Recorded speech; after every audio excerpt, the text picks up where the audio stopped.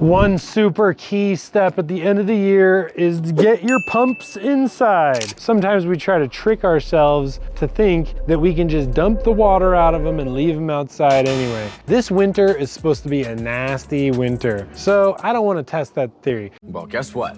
So do I. Especially to the tune of these pumps can be anywhere from $500 to $1,500. You don't want to break that. It's always best to just bring it inside. Who knows, you might be worried about something different. You might be worried about rust with rain or some type of flood scenario by an irrigation ditch. There's all sorts of things. I highly recommend to make these pumps in some type of removable modular fashion. So what I do is I actually have a quick connect up here on the top that screws on to this main PVC manifold. And then down low, I actually have a cam lock, and that cam lock attaches my irrigation. So my irrigation goes on the cam lock. My feed from the pump goes on to the top. So I've dumped it out. I've made sure that there's no extra water that's gonna be stored in there all winter long. And now I'm gonna unhook it. The first thing that we do is we go turn off the electrical breaker that's feeding power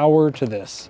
You definitely don't want to do any type of electrical work with the power on, that's for sure. You don't need to be a rocket scientist to figure that one out. We've got a wiring diagram that will even show us how to put it back together this upcoming winter. So it's just a lot simpler to take the pigtail off at this end versus the pump end, especially after that nut has kind of gotten a little loose on us in there. Now we pull off the cover, and as we come into here, it's pretty simple. We see our main cord, we see our main cables come up here, come up through the relay box, and right off the bat, we've got one that's red, which is hot, one that's black, which is not. Then we've also got our neutral over here. I always like to unhook the hot one first, because then you know you've got no hot action on any of your wires. It's much simpler, much less intimidating to work on electrical stuff. It is much safer and also a lot less intimidating to work on your electrical stuff after the hot wire has been disconnected. Now we're gonna take off our neutral, and then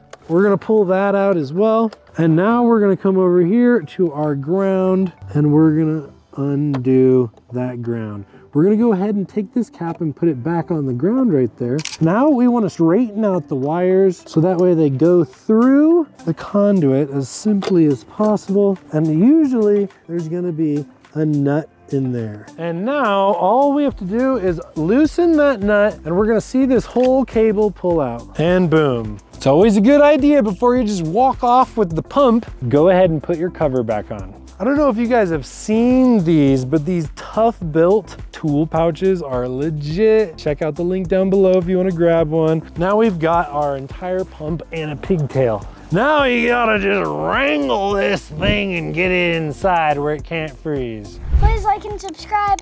Thanks for the daily family.